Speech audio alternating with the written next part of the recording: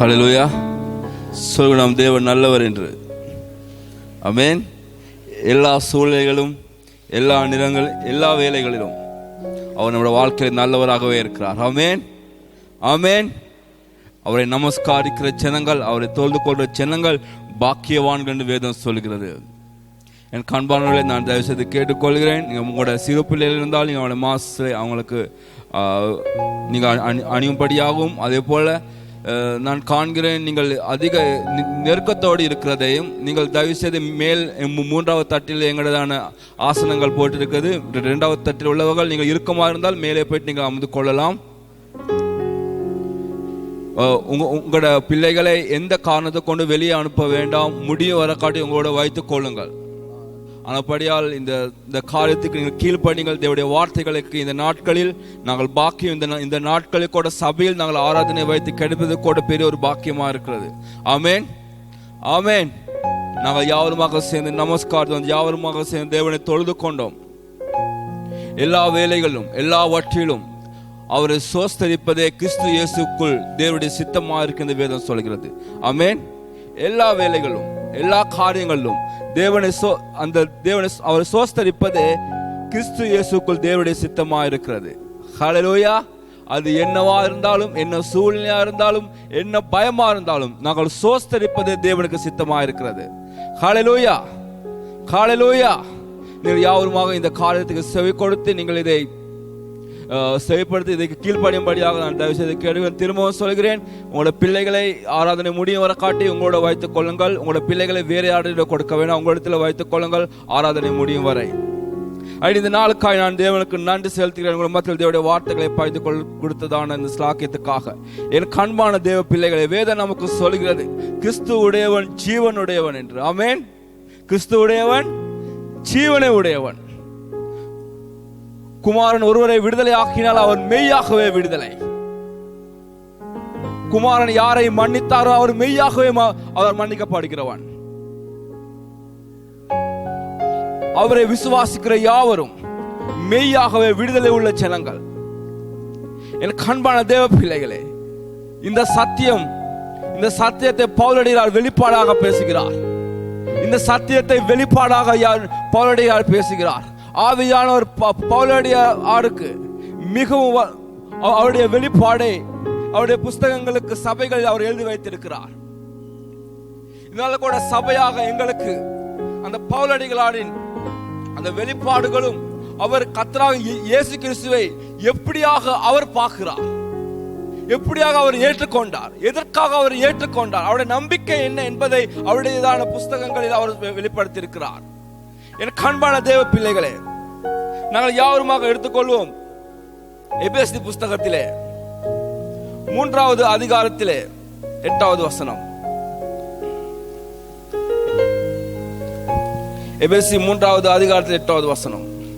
பரிசுத்தவான்கள் எல்லாரிலும் சிறியவனாகிய நான் கிறிஸ்துவனுடைய அளவற்ற ஐஸ்வர்யத்தை புறஜாதிகளிடத்தில் சுவிசேஷமாய் அறிவிக்கிறதுக்காக இந்த கிருபை எனக்கு அளிக்கப்பட்டிருக்கிறது. ஹல்லேலூயா, ஹல்லேலூயா. பவுலடியார் தன்னுடைய எபேசு சபைக்கு எழுதும் போது அவர் நான் பேசுகிற சுவிசேஷம் என்னவென்று பேசுகிறார். என் கண்பானவர்களே, இந்த உலகத்தில் தீர்வுகள் இருக்கிறது. அந்த தீர்வை போல் இந்த தீர்வு அல்ல. நாங்கள் பெற்றுக்கொண்ட சுவிசேஷம், நான் பேசுகிற சுவிசேஷம், நான் புறஜாதிகளுக்கு சொல்லுகிற சுவிசேஷம், இது மற்ற இடத்தில் இருக்கிற தீர்வை போல அல்ல. ஆமென். வேதம் சொல்லுது, அந்த சுவிசேஷத்தை பவுலடியார் எப்படியாக விளங்கப்பட்டார் தெரியுமா? அளவற்ற சுவிசேஷத்தை, அளவற்ற ஐஸ்வர்யத்தின் சுவிசேஷத்தை அறிவிக்கத்தக்க எனக்கு கிருபை அளிக்கப்பட்டது. ஆமென். நாங்கள் பெற்றுக்கொண்ட சுவிசேஷம், நாங்கள் பேசுகிற சுவிசேஷம் அன்பானவர்களே வெறுமையாக இந்த தற்காலிகமான இந்த உலகத்துக்குரிய காரியங்களுக்கு சம்பந்தப்பட்டது அல்ல. வெறுமையாக எங்களுடைய நோய்களை தீர்க்கிற ஒரு காரியம் அல்ல. அன்பா, அது அளவற்ற ஐஸ்வர்யம். ஆமென்.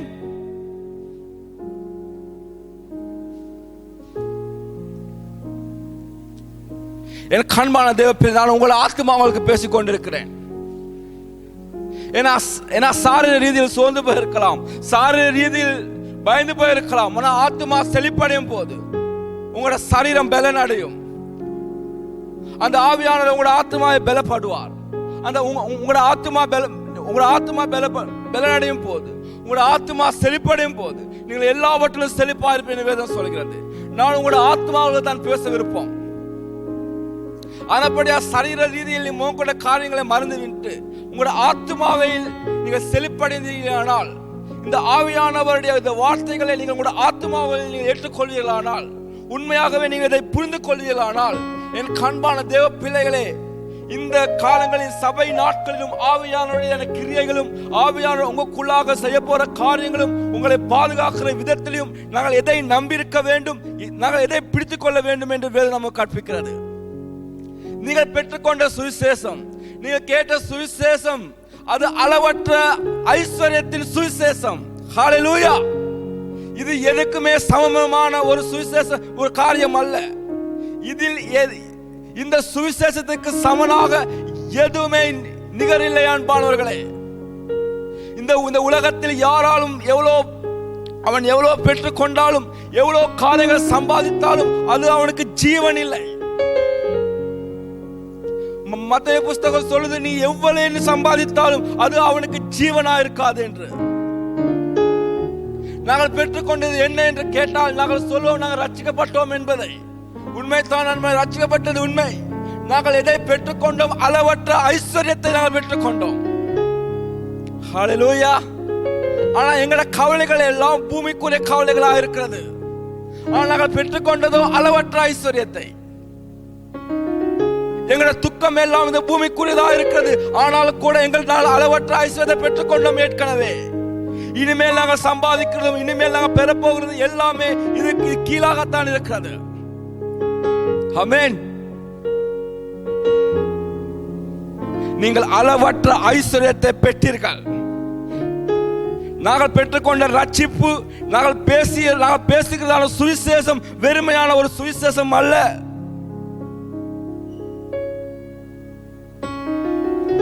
நீங்கள் மரித்த உடனே அது அழிந்து போவதில்லை.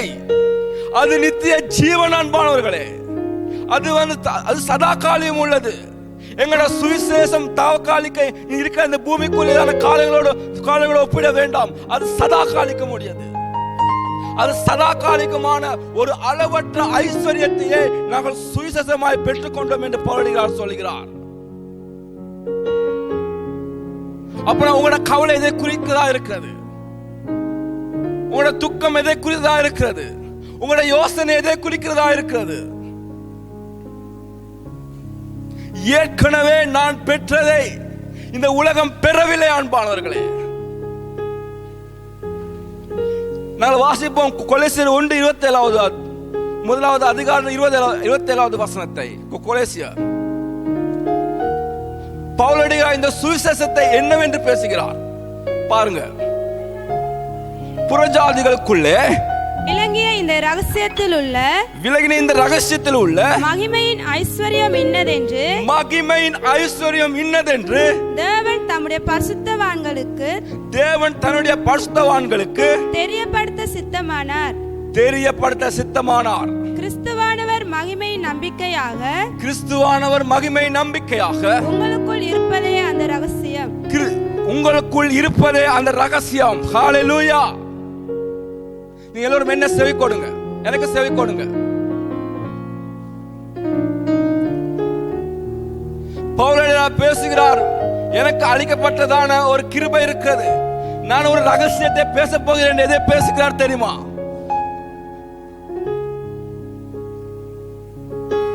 மகிமையின் ஐஸ்வர்யத்தை பேசுகிறார். ஆமென். நாங்கள் பெற்றுக்கொண்டது மகிமையின் ஐஸ்வர்யத்தை.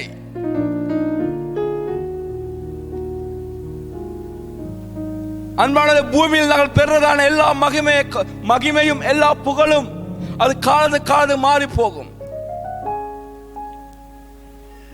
ஒருவரிடம் திறமை இருக்கும் வரக்காட்டி அந்த புகழ் இருக்கும். ஒருவரிடம் அந்த பணம் இருக்கும் வரக்காட்டி ஒரு கௌரவம் இருக்கும். ஆனா எங்களுக்கோ மகிமையின் நம்பிக்கையாக சகலமும் அவர் மூலமாய் உண்டாக்கப்பட்டு அவரால் உண்டாக்கப்பட்ட அந்த மகிமையின் கிறிஸ்துவானவர் நமக்குள்ளே இருக்கதே அந்த ரகசியம். ஹalleluya. நீங்கள் எதை ஐஸ்வர்யம் என்று பார்க்கிறீர்கள்? கிறிஸ்துவானவர் நமக்குள்ளே இருப்பதே அந்த ரகசியம், அந்த ஐஸ்வர்யம். ஆமென். வேதம் பழைய ஏற்பாட்டில் அநேக இடங்களில் சொல்கிறது, ஜோசேப்போட தேவன் இருந்தார், யாக்கோபோட தேவன் இருந்தார், ஆபிரகாமோட தேவன் இருந்தார். ஆனா புதிய ஏற்பாடில் அந்ததான தேவன் ஆவியாக நமக்குள்ளே வாசம் பண்ணுகிறார். ஆமென்.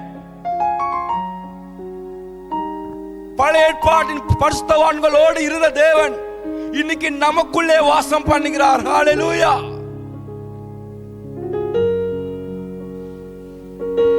நான் பேசுறது உங்களுக்கு புரியுதா?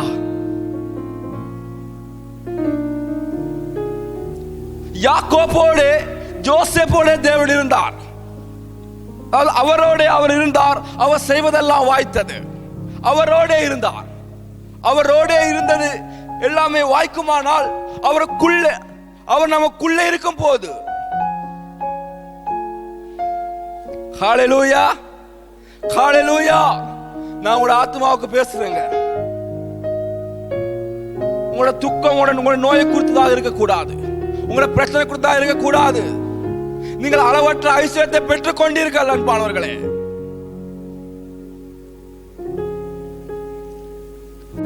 நாங்கள் அழியாத நம்பிக்கையை பின்பற்றுகிறோம்.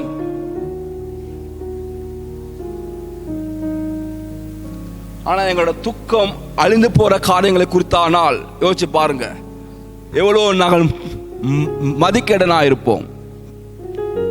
எங்களோட வேதனை அழிந்து போற காரியங்களை குறித்தானால் இயேசு கிறிஸ்து ஒருவருக்கு சொல்கிறார், அவர் சொல்கிறார், நான் சம்பாதித்து நான் பண்டக சாலையில் அமைத்து என் ஆத்மா இதிலே இளைப்பாறும் என்று சொன்னேன் என்று அவன் ஆத்மாவுக்கு சொல்லிக் கொண்டிருக்கக்குள்ள அன்று இரவிலே தேவன் அவரை சந்தித்து சொன்னாரா, மதிக்கேடனே, ஆமென், நீ இன்று மதிப்பாயானால் நீ சேர்த்து வைத்தது யாருடையதாக மாறும்.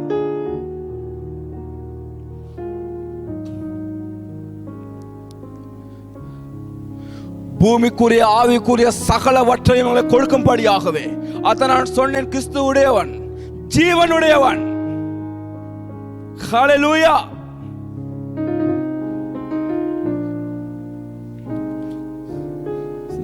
சமாரிய ஸ்திரீக்கு இயேசு கிறிஸ்து சொல்கிறார், நான் கொடுக்கும் தண்ணீரை நீ குடித்தால் ஒரு காலமும் தாகமடைய மாட்டாய். ஹalleluya.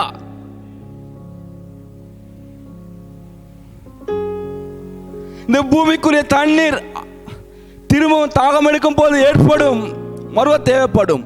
ஆனால் நான் கொடுக்கிற தண்ணீரோ ஒரு காலமும் உனக்கு தாகத்தை உண்டு பண்ணாது.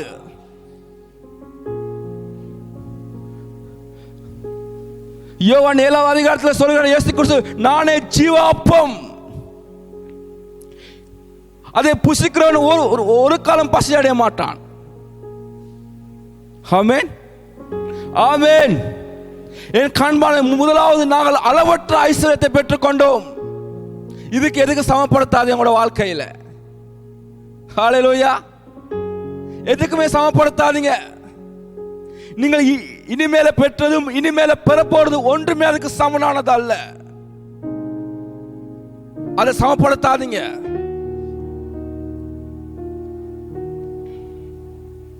இன்னொன்று, மகிமை நம்பிக்கையாக இயேசு கிறிஸ்து நமக்குள்ளே இருப்பது அந்த ரகசியம். இது புற ஜாதிகளுக்கு விலகப்படுத்த வேண்டிய ஒரு ரகசியம் என்று பவுல் சொல்கிறார். அவர் புற ஜாதிகள் என்று பேசுகிறது யூதர் இல்லாத ஜனங்களுக்கு. ஆமென். இப்பொழுது நாங்கள் புற ஜாதிகள் அல்ல, அவருடைய பிள்ளைகள் அன்பானவர்களே. ஹalleluya. இந்த புற ஜாதிகளை தேவனுடைய பிள்ளைகளாக்குவதே பவுலின் ஊழியமாக இருந்தது. பவுல் சொல்கிறார், நான் கிரேக்கருக்கும் அந்நிய ஜனங்களுக்கு நான் கடனாளியா இருக்கிறேன். ஏன் தெரியுமா? அவர்களை தேவனுடைய பிள்ளைகளாக ஆகிறதான கடமை எனக்கு இருக்கிறது. ஆமென்.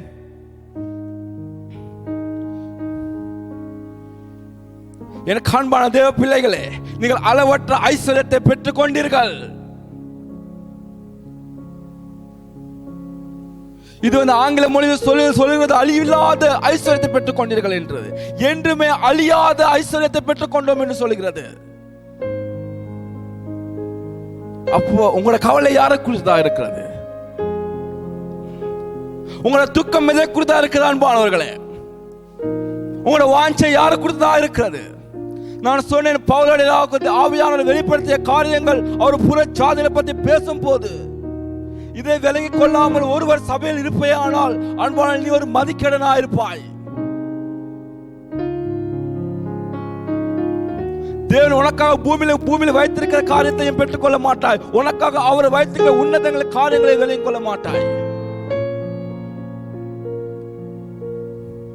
ஏனா இயேசு குமாரனுடையவன் ஜீவனுடையவர். ஆனால் குமாரன் ஒருவனை விடுதலையாக்கினால் மெய்யாக அவர் விடுதலையானார். ஆனால் குமாரன் எதிலெல்லாம் என்னை விடுதலையாக்கினாரோ அதிலே எல்லாம் நான் விடுதலையாக்கப்பட்டிருக்க வேண்டும். ஆமென்.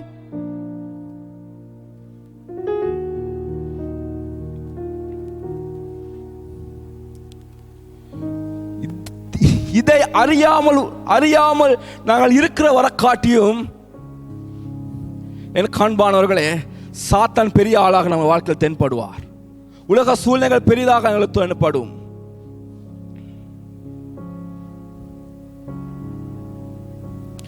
ஏன்னா பவுலடியார் மட்டும்தான் பேசியது, நான் கிறிஸ்துவுக்காக அனுபவிக்கிற எல்லாமே மகிமை என்றே சொல்லுவேன். ஆமென். நான் அதை பிரச்சனையாக எண்ணுவதில்லை, அதை மகிமை என்றே சொல்லுவேன். அந்த பிரச்சனை என்னை மகிமையாக்குமே ஒழிய என்னை இல்லாமப்பதில்லை. ஆமென். இது வெளிப்பாடு அன்பானவர்களே. ஆவியானவர் பவுலுக்கு உண்டான வெளிப்பாடு. இது சபைகளுக்கு வர வேண்டிய வெளிப்பாடு, உன்னதங்களில் வர வெளிப்பாடு, தனிப்பட்ட முறையில் உனக்கு வர வேண்டிய வெளிப்பாடு.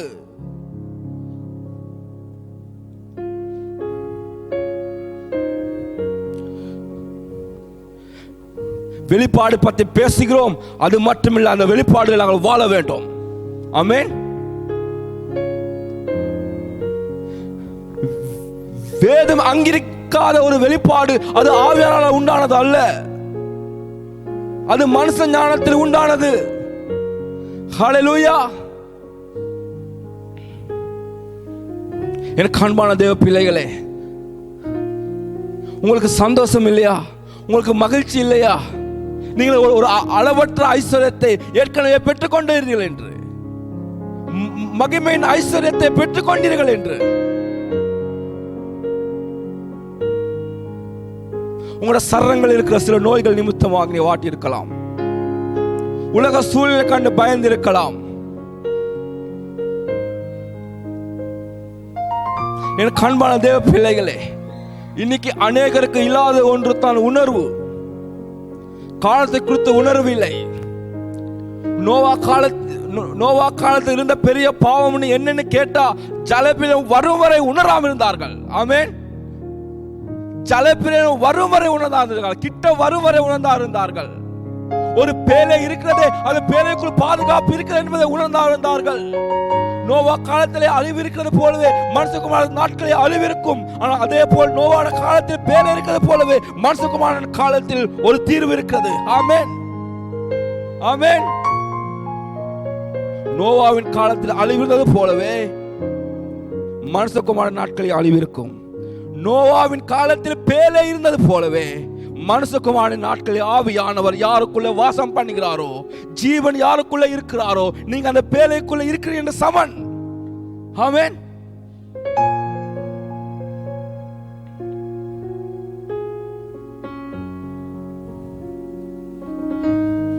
நாங்கள் முன்னாடி வானத்தில் போகும்போது யாரோ ஒருவர், நான் அநேக தரம் போயிருக்கேன், என் பைக் ஸ்டாண்டை போடாமல் போகும்போது யாரோ ஒருவர் எனக்கு தெரியாத ஒருவர் வந்து ஓன் அடித்து ஐயா ஸ்டாண்டை போட்டுக்கொள்ள சொல்கிறார். முன்பாக போலீஸ்காரன் இருக்கும் போது அவர் லைட்டை காண்பித்து போலீஸ்காரன் இருக்கிறார் கவனமாக போ என்று சொல்கிறார். ஆமென். எந்த உறவில்லாத ஒருவரை அப்படி ஆகும் போது எங்களோட சகோதராகிய உங்களை குறித்து எங்களுக்கு ஒரு உணர்வு இருக்கிறது. ஹல்லேலூயா. ஆமென். ஒரு சகோதரன் எனக்கு இப்படி சொன்னார். நான் ஒருவருக்கு ஒரு பொருட்களை கொடுக்கவா வேண்டாம் என்று கேட்டார் என்கிட்ட அந்த மற்றவன் எங்கிட்ட கேட்கிறார், கடன் கேட்கிறார், நான் கொடுக்கவா வேண்டாம் என்று கேட்டார். ஒரு அந்நிய நபர், நான் சொன்னேன் கொடுக்க வேண்டாம் என்று. கொடுக்க வேண்டாம் என்று சொன்ன நான் வேலைக்கு போய்விட்டேன். சேர்ச் சபை வேலைக்கு வரும்போது அவர் அந்த பொருட்களை கொடுத்து அவரால் இவர் ஏமாற்றப்பட்டார். அவர் பணத்தை கொடுக்கவில்லை, அவர் இவர் ஏமாற்றி விட்டார். அவர் வந்து ஒரு காலத்தை எனக்கு சொன்னார். நான் சொன்னேன், நான் கொடுக்க வேண்டாம் என்று சொன்னதை ஏன் நீ கொடுத்தீர் என்று. அவர் சொன்ன ஒரு காரியம், நீங்க சொன்னீங்க தான், இன்னும் கொஞ்சம் பலமா சொல்ல இருந்துச்சு, இன்னும் கொஞ்சம்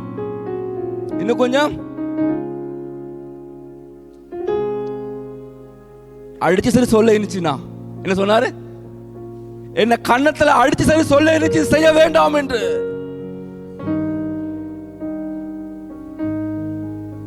எனக்கு அன்பானவர்களே, எங்களுக்கு அது முடியாதனால் பேசிக் கொண்டிருக்கிறோம். ஆமென், ஆமென். சில வேளை அப்படி தோன்றுது, ஆனால் செய்ய முடியாதனால் அப்படி பேசிக் கொண்டிருக்கிறோம். நீங்க சொன்னீங்க தான், நீங்க சொல்லக்கூடாது பாஸ்டர்மா, நீங்க சொன்னீங்க தான், தூக்கி போட்டு அடிச்சு சொல்லிருந்தா நீங்க. ஆமென். அன்பால சொல்கிறோம் அன்பானவர்களே, கத்தி சொல்கிறோம், உபவாசித்து சொல்கிறோம், வீடு வீடாக வந்து சொல்கிறோம். கணக்கெடுக்காம போகாதீர்கள். நீங்கள் அளவற்ற ஐஸ்வர்யத்தை பெற்றுக் கொண்டீர்கள், மறவாதீர்கள்.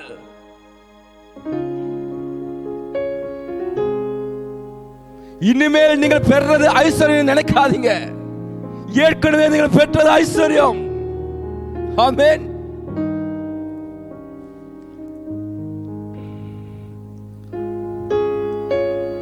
எனக்கு அன்பான தேவ பிள்ளைகளே, ஒரு சம்பவத்தின் மூலம் மட்டும் நான் பேசி முடிக்க போகிறேன். நாங்கள் எடுத்துக்கொள்வோம் அப்போஸ்தலர் புஸ்தகத்தில் 19வது அதிகாரத்திலே 18 இருந்து 20 வரைக்காட்டி பவுலடிகளாருக்கு ஊழியத்தில் நடந்த ஒரு காரியம் எனக்கு என் வாழ்க்கையில் பெரிய ஒரு ஆசீர்வாதம் இருந்த ஒரு காரியத்தை உங்களோட பகிர்ந்து கொள்ள வேண்டும் என்று நான் நினைக்கிறேன். நாங்கள் வாசிப்போம். விசுவாசித்தவர்களில் அநேகர் வந்து தங்கள் செய்கைகளை வெளிப்படுத்தி அறிக்கையிட்டார்கள். மாயவித்தைக்காரராய் இருந்தவர்களில் அநேகர் தங்கள் புஸ்தகங்களை கொண்டு வந்து எல்லாருக்கும் முன்பாக சுட்டெரித்தார்கள். அவைகளின் கிரயத்தை தொகை பார்த்து 54,000 வெள்ளிக்காசாக கண்டார்கள். இவ்வளவு பலமாய் கர்த்தருடைய வசனம் விருத்தி அடைந்து மேற்கொண்டது. ஆமென். இவ்வளவு பலமாய் கர்த்தருடைய வசனம் என்னது, விருத்தி அடைந்து மேற்கொண்டது. ஆமென்.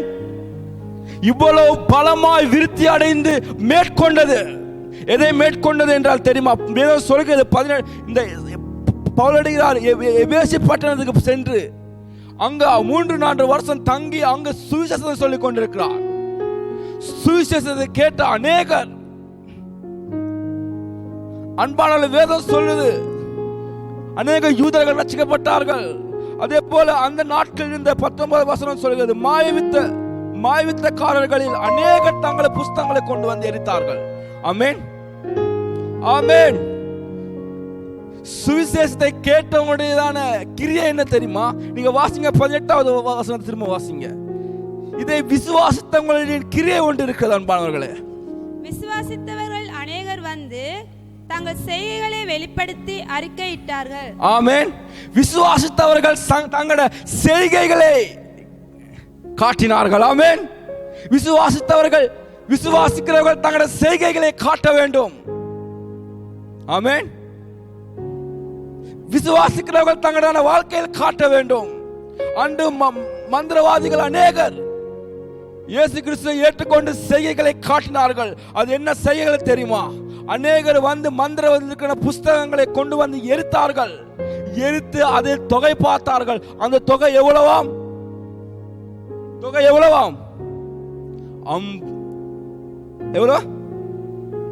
எவ்வளோ? 50,000 வெள்ளி காசு. ஆமென்.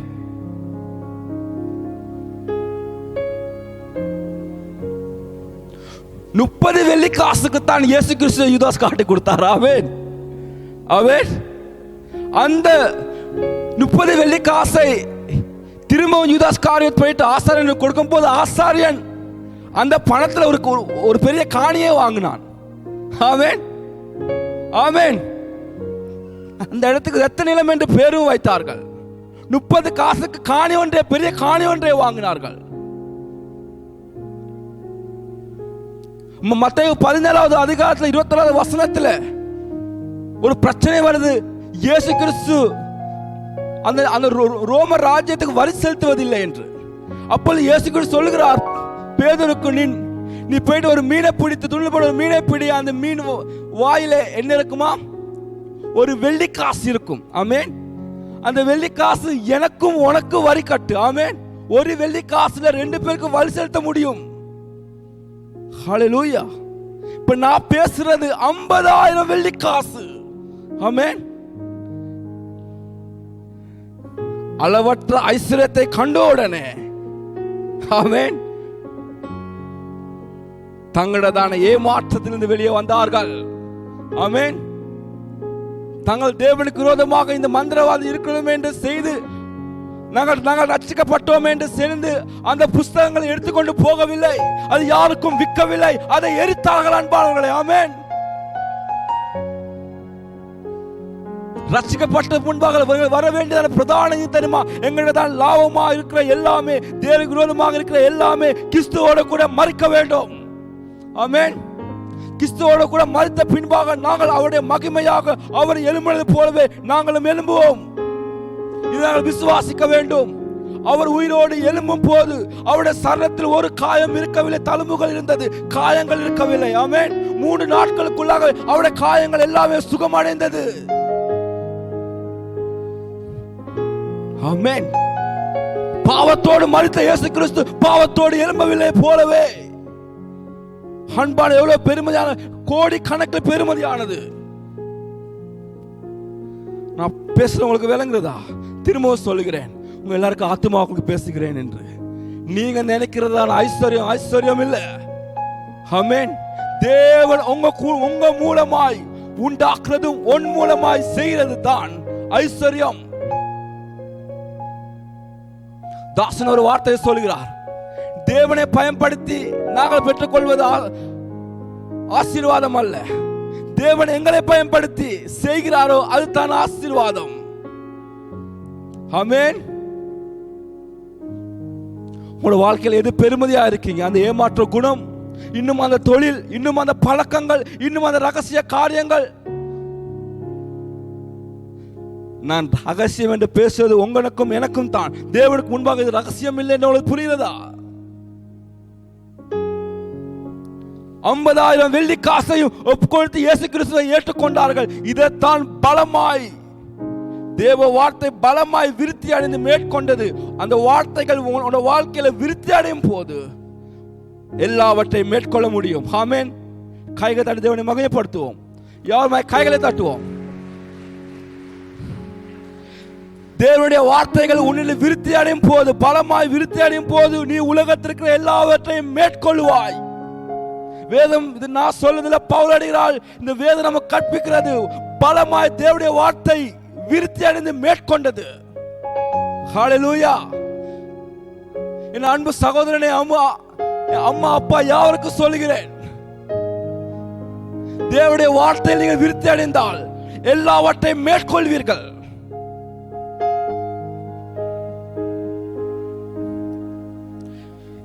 இயேசு கிறிஸ்து ஜெபத்திலே சொல்கிறார், யோவான் 17வது அதிகாரத்தில் 2வது வசனத்தில், ஒன்றான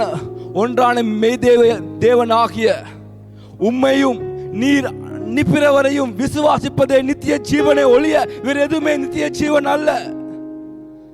ஆமென்.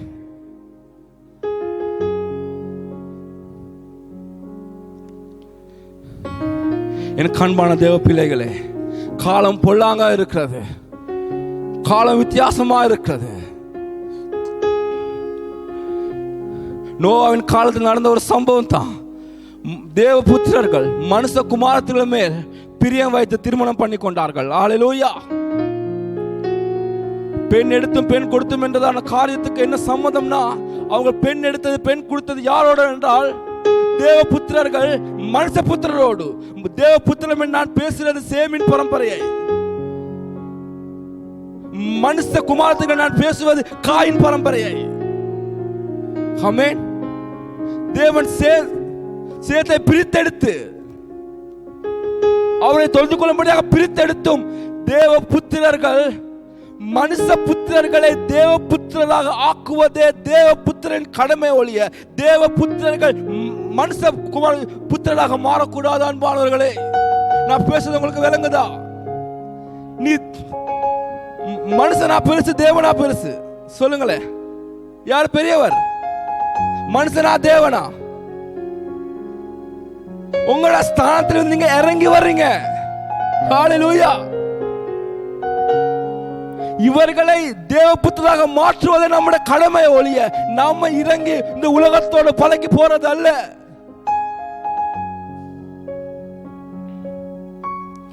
யாருக்காகவும் எதுக்காகவும் விடாதீங்க. ஆமென். இதை பத்தி கத்தி பேசுங்க, பயப்படாம பேசுங்க. எங்கட சுவிசேஷம், நீங்க சுவிசேஷம் சொல்றீங்கன்னா பூமிக்குரிய காரியங்களை பத்தி பேசாதீங்க.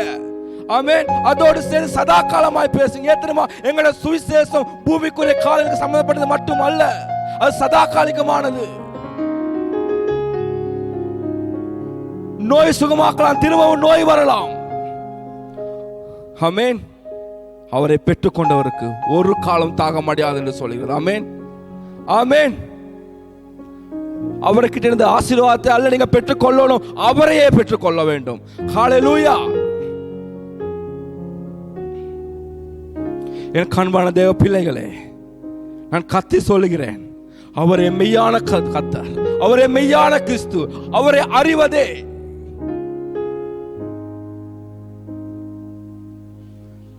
உங்களோட கவலை என்னங்க, உங்களோட துக்கம் என்னங்க, உங்களோட வேதனை என்ன, உங்களோட சிந்தனை என்ன, உங்களோட பழக்கம் என்ன, எதை சார்ந்து எதை நம்பி எதற்காக அடிமையா இருக்கிறீர்கள்? உங்களை ஏமாற்றுகிறீர்கள், உங்களை ஏமாற்றுகிற சாத்தானுக்கு இடம் கொடுக்கிறீர்கள்.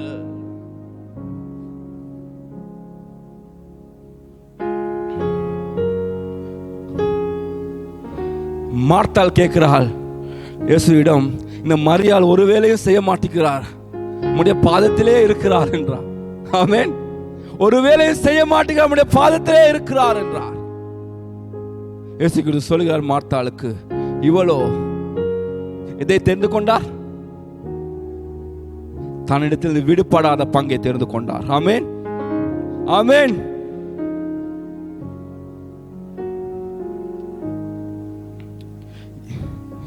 இயேசு கிறிஸ்து வரும் வரை வேலை செய்ய இருந்துச்சு, வந்த உடனே அவரோடு இருக்கிறது தான் வேலை. ஆமென். ஆமென். ஆவியானவர் நம்மோடு இருக்கிறாருங்க, உங்களோட சூழ்நிலையானவர் இருக்கிறார்.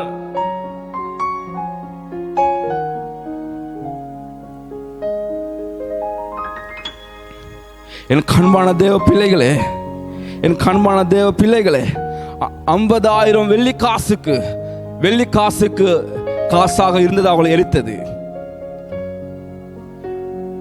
நீங்கள் எதை பெற்றுக் கொண்டீர்கள்? சவுலை ஏன் தேவனுடைய மனசில் இருந்து தேவன் அகற்றினார் தெரியுமா? அவரை ராஜாவாக அகற்றவில்லை, அவருடைய மனசிலிருந்து அகற்றினார். ஆமென். அவர் 40 வருஷம் இஸ்ரவேலை ஆட்சி செய்தார், ஆனால் தேவனுடைய மனதிலிருந்து அவரை அகற்றினார். ஹல்லேலூயா. ஏன் தெரியுமா? இங்கே உள்ளம் அங்கே இருக்கவில்லை. ஆமென். சவுல் தேவனுக்கு கீழ்ப்படியாம இல்லை, அவன் விக்கிர ஆராதனை செய்தான்.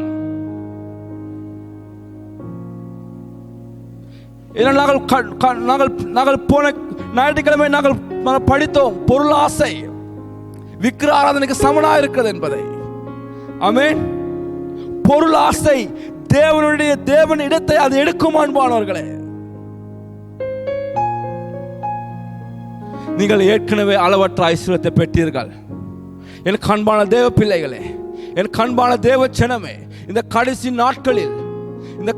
நாட்களில் நீங்கள் ஒரு நாள் சொல்லக்கூடாது, இன்னும் கொஞ்சம் சத்தமா சவுண்ட கூட்டி சொல்லிருக்க கூடாதா, இன்னும் கொஞ்சம் சத்தமா பேசிருக்க கூடாது, நீங்க சொல்லிருக்க கூடாது. அதான் பேசிக் கொண்டிருக்கிறோம், உங்களை நேசிக்கிறதால் பேசிக் கொண்டிருக்கிறோம். அன்பு சபையே, எங்களுக்காக ஒரு பேழை இருக்கிறது.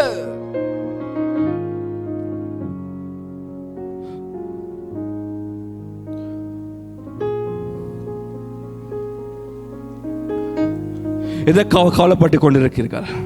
எதற்காக துக்கத்துக் கொண்டிருக்கிறீர்கள்? எதை யோசித்துக் கொண்டிருக்கிறீர்கள்? என் கண்பான தேவ பிள்ளைகளே, நீங்கள் அளவற்ற ஐஸ்வர்யத்தை பெற்றீர்கள், மகிமையின் ஐஸ்வர்யத்தை பெற்றீர்கள். நான் பேசுகிற சுவிசேஷமும், நாங்கள் பேசுகிற அந்நிய ஜனங்கள் பேசுகிற சுவிசேஷமும் இவைகள் தான். அதைத்தான் பேச வேண்டும். நீ எதை உங்களோட வாழ்க்கையில பெருமதியாக நினைத்துக் கொண்டிருக்கிறீர்கள்?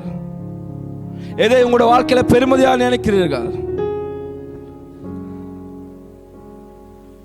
இன்னும் சில காரியங்கள் உங்களுக்கு தேவனிட பெருசாக இருக்க தோன்றுவது என்ன தெரியுமா? நீங்கள் பெற்றுக்கொண்டது எவைகள் என்று தெரியவில்லை. நீங்கள் எதை நம்பியிருக்கிறீர்கள் என்று உங்களுக்கு தெரியவில்லை. உலகத்தின் நம்பிக்கை எல்லாம் அழிந்து போகும் போது அழியாத நம்பிக்கையை பெற்றுக்கொண்டோம் என்று வேதம் சொல்கிறது. இது சொல்லுது, இது ஒரு ரகசியம் என்று. இது ஆவியானவர் சபைகளுக்கு பேசிய ஒரு ரகசியம். பவுலடியார் பேசிய ரகசியம். இது நாங்கள் விளங்கிக் கொள்ள வேண்டிய ஒரு ரகசியம். நாங்கள் யாருமாய் கண்களை மூடிக்கொண்டு இருந்த இடத்திலே இருந்தே உங்களை நீங்கள் ஒப்புக் கொடுங்கள். எதற்காக நான் கவலைப்படுகிறேன்? எதற்காக நான் துக்கித்துக் கொண்டிருக்கிறேன்? அவ்வளவு பெருமதியான 50,000 மேற்பட்ட வெள்ளி காசுகளை தேவனுக்கு முன்பாக எரித்தார்களே. எரித்த உடனே தேவ வார்த்தைகளுக்குள்ளாக விருத்தி அடைந்து அவர்களை மேற்கொண்டார்கள். அவர்களை மேற்கொண்ட எல்லாவற்றையும் அவர்கள் மேற்கொண்டார்கள். ஏனென்றால் மேற்கொள்ள முடியாமல் போனது. தேவ வார்த்தைகள் உன் வாழ்க்கையில விருத்தி அடையவில்லை அன்பானவனே. தேவ வார்த்தை விலையும் கொண்ட உணர்வு இருக்கவில்லை. இந்த காலத்தை குறித்து பேசினால் விலையும் கொண்ட ஆற்றல் இருக்கவில்லை.